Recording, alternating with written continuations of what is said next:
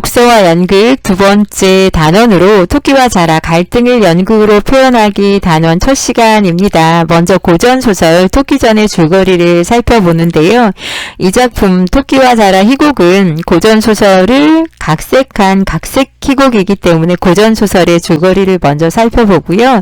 읽을 때 유의점이 무엇이 있는지 살펴보고 특별히 희곡이기 때문에 희곡의 이론을 살펴봅니다. 그리고 토끼와 자라 내용 정리를 먼저 살펴보려고 합니다. 내용을 읽고 나서 개관을 마무리해서 했었는데요.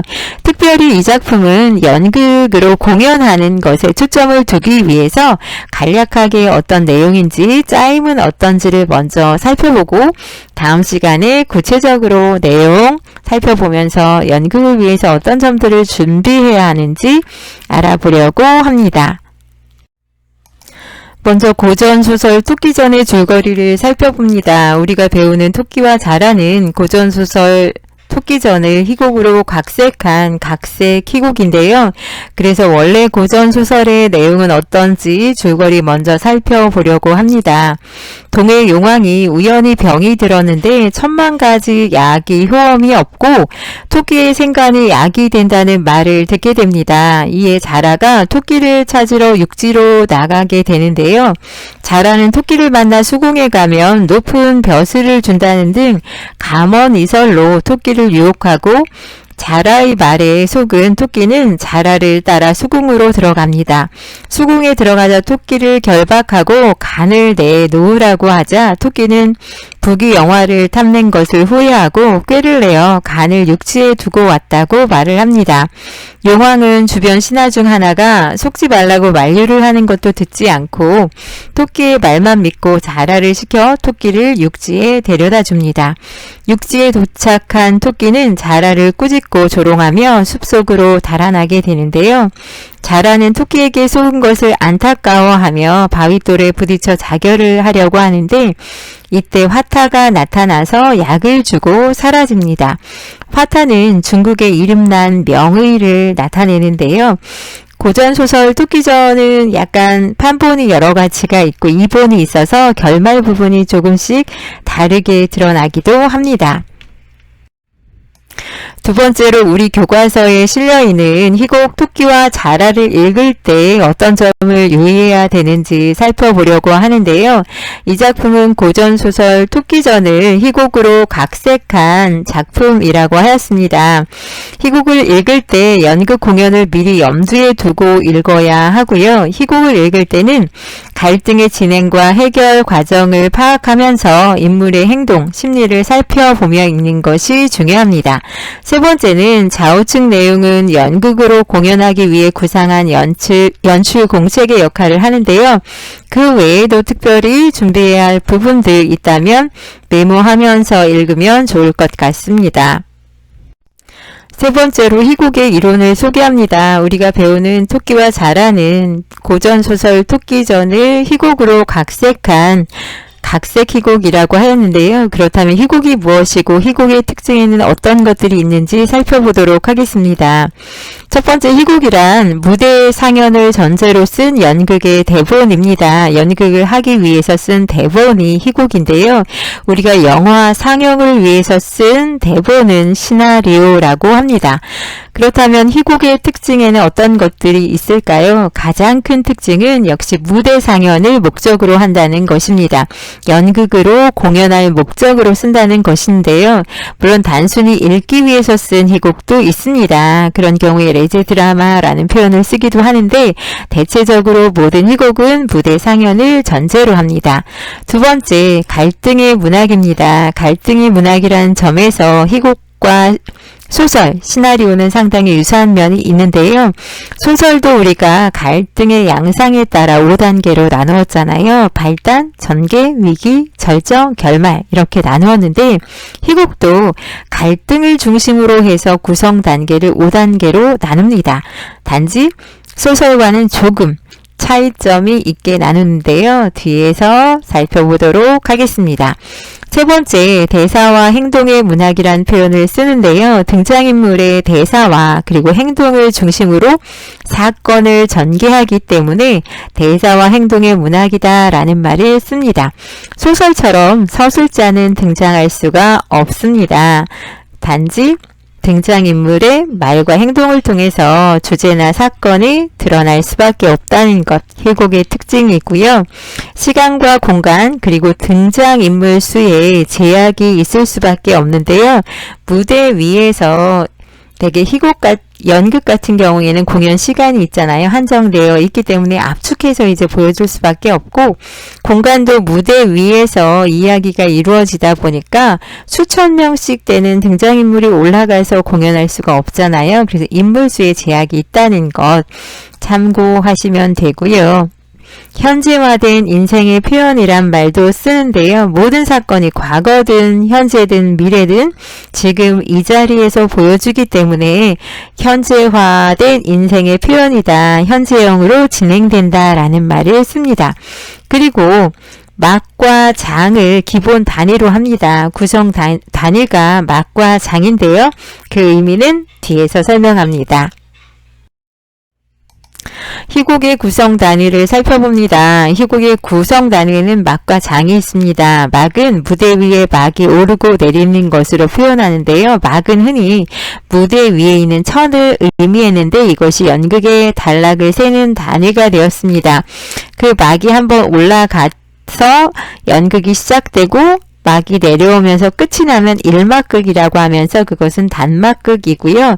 2막 이상인 경우에는 장막극이란 말을 씁니다.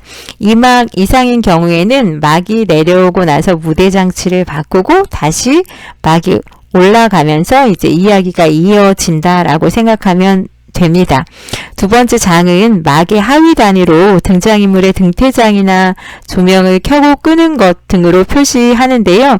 무대 장치는 변하지 않고 이루어지는 그 사건의 한 토막 정도라고 생각하면 됩니다. 희곡의 구성 단위는 형식적 요소와 내용적 요소로 나눌 수 있는데요. 형식적 요소에는 해설, 대사, 지시문이 있습니다. 해설은 희곡의 첫 부분에 등장인물을 소개한다거나 배경, 장소, 무대 장치를 설명하는 부분, 해설이란 말을 쓸 수 있고요. 대사는 대화와 독백, 방백으로 나누어 볼 수 있는데 대화는 두 사람 이상이 주고받는 말을 대화라고 하고 독백은 혼자 하는 말, 그리고 방백은 옆에 사람은 들리지 않고 관객에게만 들리거나 발화자가 직접 관객이나 무대 위에 몇 사람들을 선택해서 말하는 대사를 방백이라는 말을 씁니다. 그리고 지시문은 무대 지시문과 행동 지시문으로 나누어 볼 수 있는데요. 등장인물의 등퇴장이나 동작을 나타내는 것을 지시문이라고 합니다. 희곡의 구성 요소로 내용적 요소를 살펴봅니다. 내용적 요소로 인물, 사건, 배경을 말할 수 있는데요. 인물은 등장인물로 사건을 전개합니다. 그리고 사건은 등장인물이 벌이는 일로 갈등을 불러일으키기도 하는데요. 배경은 사건이 일어나는 때와 장소를 말합니다. 소설 구성의 3요소와 일치합니다. 인물, 사건, 배경. 희곡의 구성 단계도 5단계로 나누어 볼 수 있다라고 말을 앞에서 하였는데요. 갈등의 양상에 따라서 역시 구분할 수 있는데 소설과 약간 다른 부분이 있습니다. 발단은 인물과 배경이 소개되고 사건의 실마리가 제시됩니다. 소설과 동일하고요. 전개는 사건의 전개 및 갈등이 심화되고 세 번째는 절정 부분으로 갈등이 최고조됩니다. 하강 부분에서는 갈등과 해결의 실마리가 제시되고 사건이 반전이 된다면 대단원은 갈등이 해소되고 사건이 마무리되는 부분, 주인공의 운명이 결정되는 부분이 대단원이라고 할 수 있습니다. 소설과 어느 부분이 다른지 알 수 있으시겠습니까? 지금 소설에서는 전기와 절정 사이에 위기가 있었는데 희곡에서는 위기가 없고 대신에 절정과 대단원 사이에 하강이 들어가 있습니다. 그리고 소설에서는 결말이라고 했던 말을 희곡에서는 대단원이란 말로 바뀌었다는 것 알 수 있으시죠?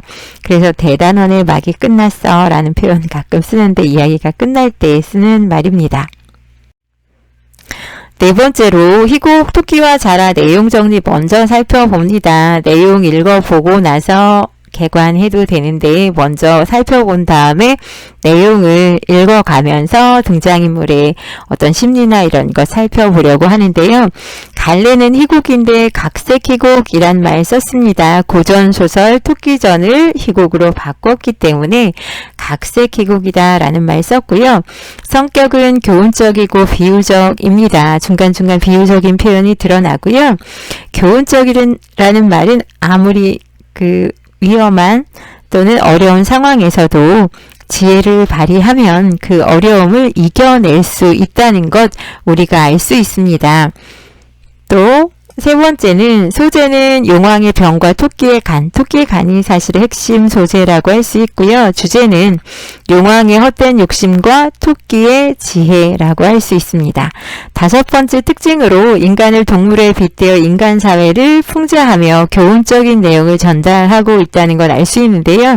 우리가 고전 소설에서도 용왕과 자라는 약간 무능한 지배 계층을 상징하고요. 토끼는 지혜로운 서민 계층을 상징한다고 할 수 있습니다. 등장인물의 말과 행동을 재미있게 표현해서 해학적인 재미를 주는 것도 이 작품의 특징이라고 할 수 있습니다. 다섯 번째로 토끼와 자라 글의 짜임 살펴보는데요. 발단은 처음부터 41쪽 26행까지.